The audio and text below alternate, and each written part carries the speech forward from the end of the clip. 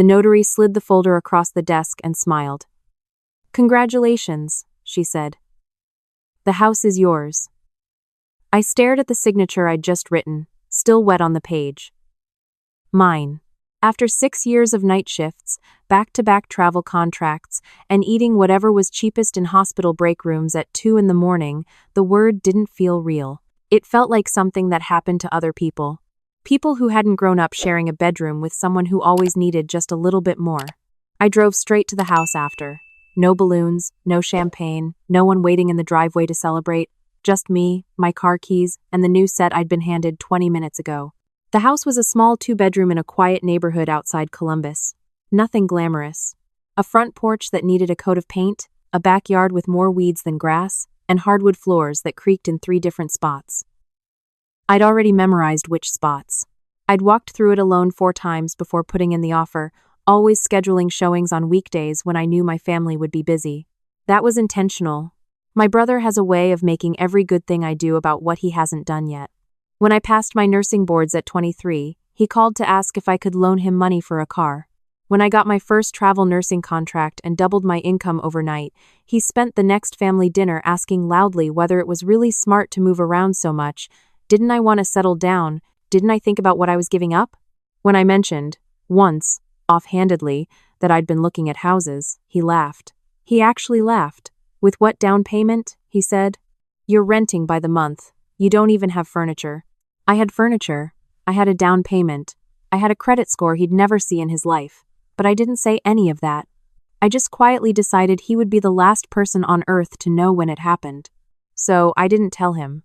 I didn't tell his wife either, which was its own kind of discipline, because she had a talent for finding out things and making them sound like favors she was doing you. I told 2 people.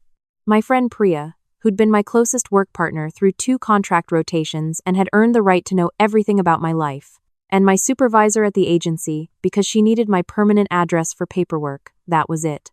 2 people, both of whom understood how to keep their mouths shut. The first night in the house, I slept on an air mattress in the living room. No furniture yet.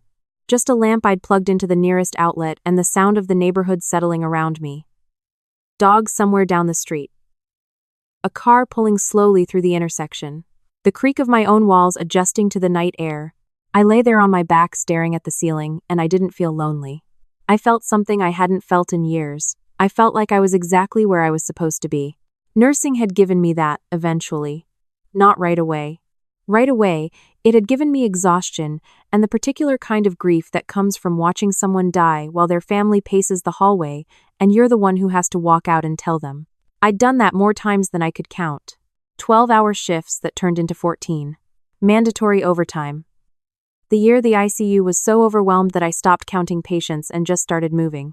You don't go through something like that without learning something about what actually matters. What you're actually fighting for. For me, it was this.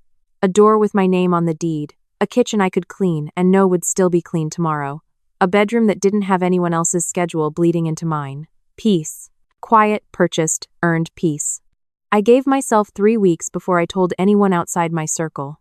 I needed to get some furniture in, get the mail forwarded, make it look like I actually lived there, and not like I was squatting in a model unit. Priya helped me move a couch on a Saturday morning. My neighbor, Mr.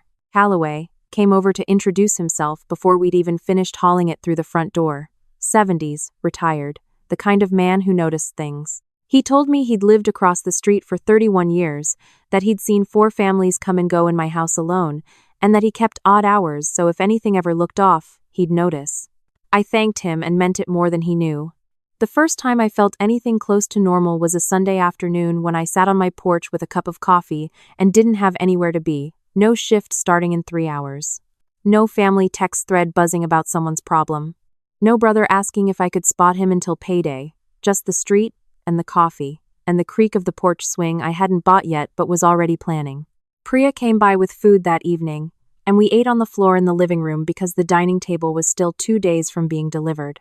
She took a photo of us laughing at the absurdity of it, paper plates balanced on our knees, boxes still stacked against the wall. It was a good photo.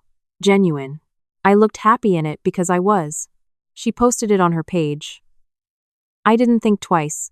I was in it, sure, but it was her photo, her account. The caption was something like helping my girl settle into her new place. No address, no neighborhood, just the living room and the boxes, and the two of us looking ridiculous in content. I should have thought twice. I know that now.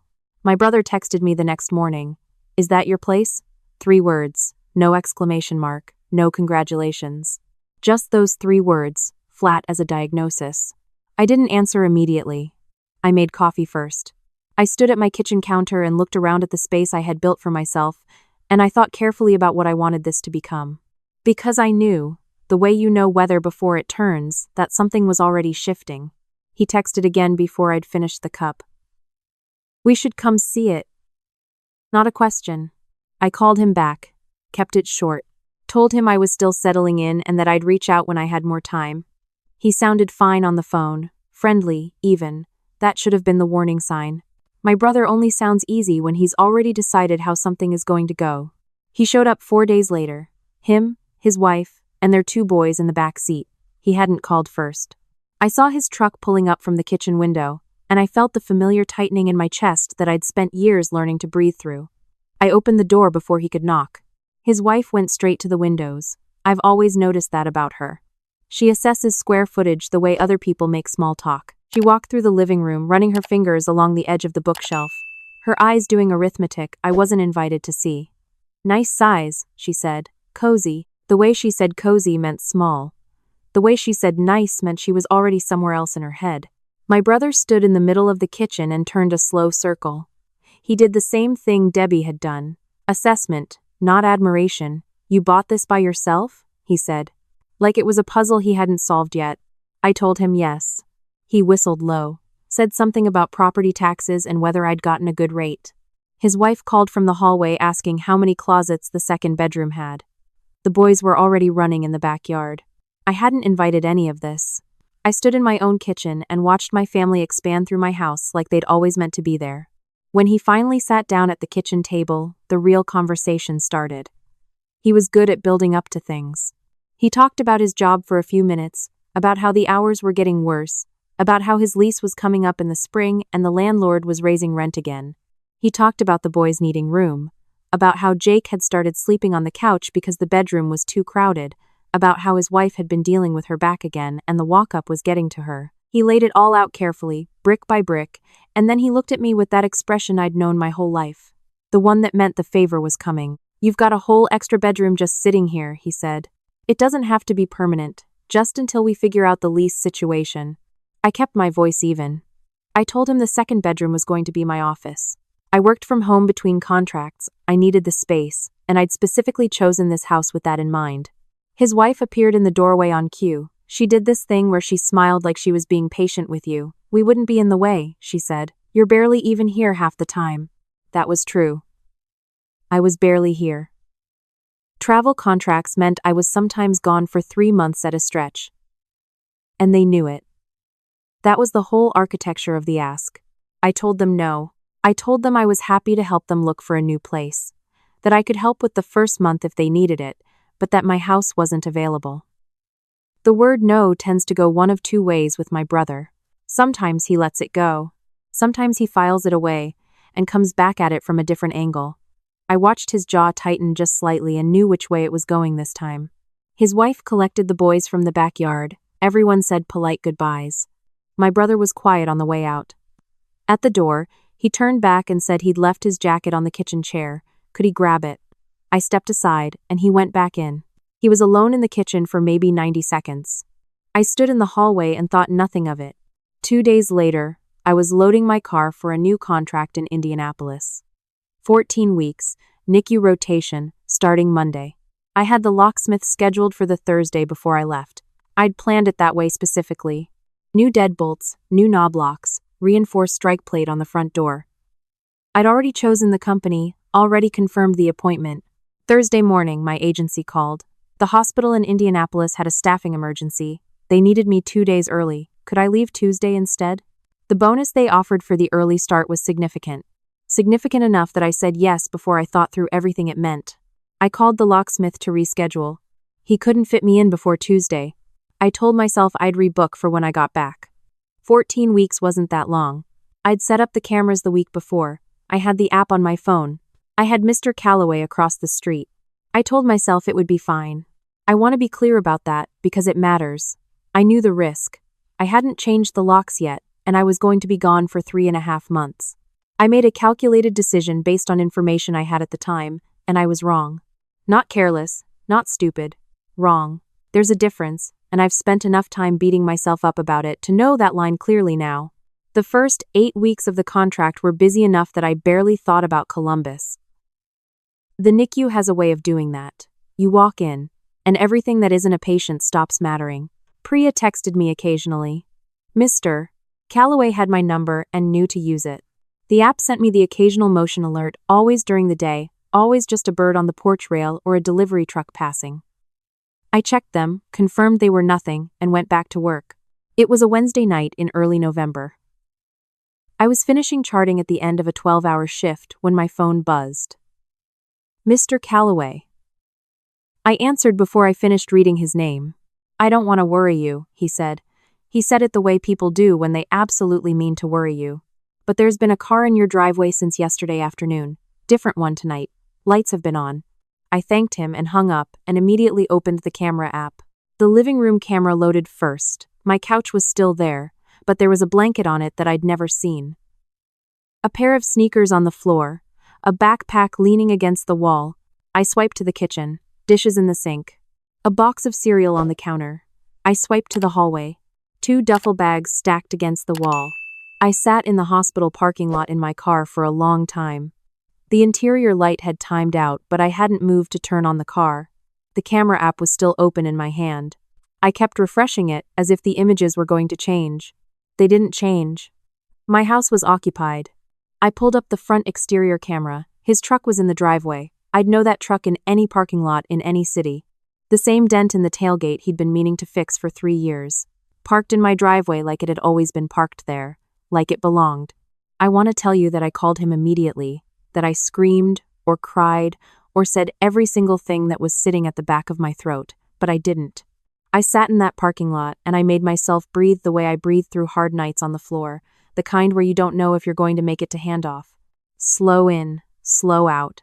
Think before you act. The most important thing I'd learned in 6 years of nursing wasn't a clinical skill. It was that the worst decisions get made in the moments when your emotions are louder than your thinking. I called the non-emergency police line for Columbus first. They told me I needed to call the department where the property was located. I called that number next. The officer I spoke to was patient. I told him I was out of state on a work contract, that I had a home in Columbus, that I had reason to believe someone had entered without my permission, and that I could see them on my security cameras right now. He asked me some questions. He asked me if I could identify who was in the house. I said yes. He asked me their relationship to me. I told him. He said he'd send someone to do a welfare check and document the situation, and that I should call back in the morning to speak to someone about next steps. I said I understood. I told him I was documenting everything on my end as well. He said that was a good idea. I took screenshots of every camera feed, timestamp on everyone. I emailed them to myself. I called Priya and told her what was happening, and she immediately said she'd drive by the next morning and tell me what she saw from outside. I called Mr. Calloway back and explained that I'd confirmed what he'd seen, that I'd contacted the police, and asked if he could continue to keep an eye on things. He said quietly and with certainty that he'd already been doing exactly that. I thanked him in a way that didn't feel like enough. Then I sat in that parking lot for a little while longer, and I let myself feel it. Not the anger, though the anger was there. Something underneath it. The particular exhaustion of realizing that someone you grew up with, someone you love in spite of everything, had decided that your absence was an opportunity. That your hard work was inventory. That your house was a resource they could access because you weren't there to stop them. I didn't sleep well that night. In the morning, I called my agency and explained I had a family emergency and needed to take a personal day. Then I booked the earliest flight back to Columbus I could find. I landed at noon. I drove straight from the airport. His truck was still in the driveway when I pulled up. A bicycle leaned against my porch railing that I'd never seen before. One of the boys' bikes, too small for an adult, balanced against the post like this was an ordinary afternoon. I sat in my car across the street for a moment. Mr. Calloway was on his porch. He saw me and gave a single nod. That nod meant he was there. That nod meant someone had been watching while I couldn't be. I nodded back and got out of the car. I walked up my porch steps and knocked on my own front door. The sound of it was strange. I'd never knocked on this door before. It had always just opened when I used my key. My brother opened it in a t-shirt and socks, holding a coffee cup. The look on his face cycled through about 4 things in less than 2 seconds. Surprise, guilt, a calculation. And then, so fast you'd miss it if you weren't watching, a kind of defiance. "You're back early," he said. "I live here," I said. He stepped back and let me in. I walked into my own living room and looked at what had been done to it. Their things were everywhere, not like guests who had camped out politely in a corner. Like people who had decided the space was theirs. Their laundry was folded on my coffee table. The second bedroom door was open, and I could see one of the boys asleep on the air mattress they'd brought. My office, the one I had specifically told him was not available, was occupied. His wife came out of the kitchen drying her hands on a towel. My towel. She looked at me with that patient smile. "We were going to call you," she said. "We just needed somewhere to land while we figured out the new place." I kept my voice steady. "You don't have a key to this house." She glanced at my brother. He looked at the floor. "We needed to use the bathroom," she said, "when we came by to drop off some things you'd left in our car, and the door was unlocked." It was not unlocked, and then one thing led to another. "There's a police report being filed," I said. "I called last night." The calm smile dropped. Not all at once, but enough. My brother put down the coffee cup. "You called the cops on family." It wasn't a question. It was an accusation dressed up like disbelief. I told him I had. I told him I had cameras, I had timestamps, I had documentation of every day since they'd come in. I told him I knew exactly how he'd gotten in, because I'd checked the camera footage from the day he came by for his jacket, and I had seen him standing at the kitchen counter with the spare key I kept on the hook by the back window. The key I hadn't thought to move. The key I'd assumed was safe, because it was inside my own house. I had a 3-second clip of his hand reaching for it, and a longer clip of him leaving with it tucked into his front pocket. He went quiet. His wife started talking faster. About the lease, about the boys, about how she'd been asking him to handle it for months, and he just kept saying it would be fine, and she was the one dealing with the day-to-day, and did I have any idea how hard it had been? "This isn't your house," I said. I said it once, clearly, without raising my voice. "None of what's in it is yours, and you need to be out by end of day tomorrow." My brother looked at me. Whatever he saw in my face, it was enough to stop the back and forth. He looked older than I'd remembered, tired. I felt something complicated looking back at him, because he was still my brother. He was still the person who taught me to ride a bike and let me borrow his hoodie in middle school when I was cold and pretended not to notice. He was also the person standing in my living room in his socks in a house he'd broken into while I was 3 states away doing 12-hour shifts. Both of those things were true. They've always both been true. The police came by that afternoon to take my statement formally. I showed them the footage. I showed them the key, which I'd found back on the hook, which meant he'd returned it after making a copy. The officer took photos of everything and asked me how I wanted to proceed. I told him I wanted to document it fully. I wanted the record to exist.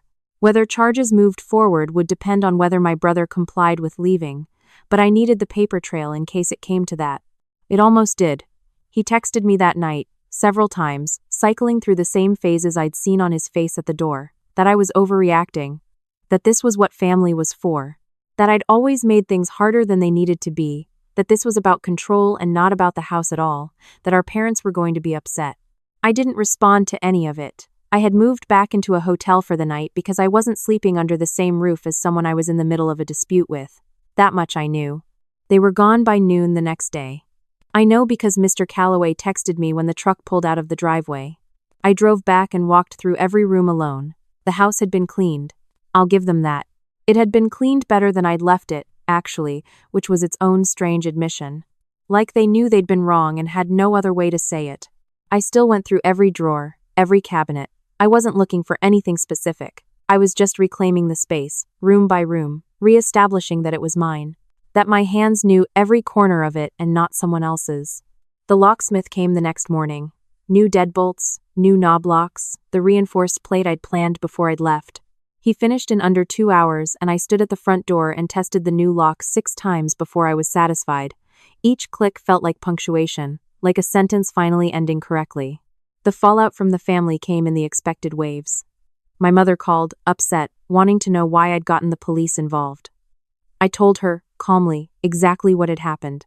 She went quiet in a way that told me she'd known more than she'd let on, or suspected more, anyway. My aunt sent a message through the family group chat about forgiveness and keeping the peace. I left the group chat. I'd been meaning to for 2 years. My brother didn't call for several weeks. When he did, he was quieter than I'd ever heard him. He didn't apologize exactly. He said he knew it had gone too far. He said things had been harder than he'd let on and that he hadn't been thinking straight. I told him I understood that, and I meant it, and I also told him clearly that understanding his circumstances didn't mean I was going to absorb the consequences of his choices. That I'd helped him in every way I could over the years, and that I would help him again in ways that were appropriate, but that my home was not available, and that if he ever entered it without explicit permission from me again, I would pursue every legal option I had. He said okay. He said it like a man who has run out of angles. That was enough for now. Priya brought wine the weekend after everything settled. We sat on the back porch because I had finally gotten patio furniture, a small table and 2 chairs that I'd bought for myself without asking anyone's opinion or budgeting around anyone else's need. She asked me how I was actually doing, not the professional version, and I sat with the question for a moment before answering. I told her I was good. I told her I was tired. The way you're tired, after a long fight that you didn't choose but won anyway. I told her I felt something I didn't have a clean word for, not victorious, not sad, more like settled, like a thing I'd been holding for years had finally been set down. She nodded. She understood that. She'd been there for the long parts of the story, the parts that happened before the house, before the contracts, before I'd had anything to protect. She knew what I'd given up to get here. Mr. Calloway came over the next week with tomatoes from his garden. I made him coffee, and we sat on the front porch and watched a kid across the street learn how to parallel park, badly, with his father coaching from the sidewalk. Mr. Calloway told me about the family that had lived in my house before me, a couple with 3 kids who'd moved to be closer to her parents. Good neighbors. They'd planted the rose bushes along the side fence that were still there, overgrown and untended but still coming back every spring. He said that's the thing about houses. They outlast whatever happens in them. The walls don't remember the drama. They just stand there and let the next chapter start. I've been thinking about that a lot. The next chapter. I repainted the 2nd bedroom in October, after the contract ended and I was back full-time. It's my office now, like I said it would be. Desk in the corner, good light from the east window in the mornings, a shelf I built myself badly and am unreasonably proud of. I work in there before dawn sometimes, when the neighborhood is still dark and quiet and the only sound is the heat coming on. Those are the best hours. Mine entirely, from the floorboards to the ceiling. I haven't cut my brother out completely. I don't think I will. He's complicated and exhausting, and sometimes, on good days, he's still the person he used to be before everything got so heavy. What I've changed isn't the relationship. It's the architecture of it. What I will and won't absorb. What counts as my problem and what doesn't. Where my help ends and his accountability begins. Those lines exist now in a way they didn't before, and I don't feel guilty about them. I feel clear. People say things like blood is thicker than water, and I don't disagree, but I think they use it to mean something it doesn't. Blood being thick doesn't mean it's supposed to flow one direction only. It doesn't mean the people who share your last name get to treat your life as a resource. It doesn't mean that love erases accountability. If anything, love should mean the opposite. The people closest to you should be the ones most required to treat you with honesty, because they know what it costs you to give them what you give. My brother knew. He knew what I'd sacrificed to get here. He knew the shifts and the contracts and the years of not buying things I wanted because I was building towards something. He knew, and he chose his family's comfort over my boundaries anyway. That's not something I can unknow. But it's also not something I have to carry forever. I know the difference now between forgiving someone and pretending something didn't happen. Those are not the same thing. And I'm not interested in pretending. The rosebushes came back this spring, like Mr. Calloway said they would, scraggly and wild, but there. I've been working on them slowly, cutting back the dead growth, training the live canes along the fence the way a YouTube video told me to. I have no idea what I'm doing. I'm learning as I go. That feels right, actually. Learning something new in a space that's completely mine, without anyone to tell me I'm doing it wrong or that I shouldn't have bothered. Most mornings I make coffee and stand at the kitchen window for a few minutes before I start the day. The yard is small, The fence needs a new board on the left side. The rose bushes are coming in uneven. There's a bird that comes every morning to the same spot on the porch railing and sits there looking at me like we have some arrangement I'm not fully aware of. I bought this place in silence and I protect it the same way. Steadily. Without making more noise than necessary, without needing anyone else to validate what it cost me or what it means. I have a door with my name on the deed. A kitchen that stays clean because I'm the one responsible for it. A bedroom where I sleep without waiting for something to go wrong. I am 29 years old and I built this by myself, and no one gets to take that from me. Not anymore.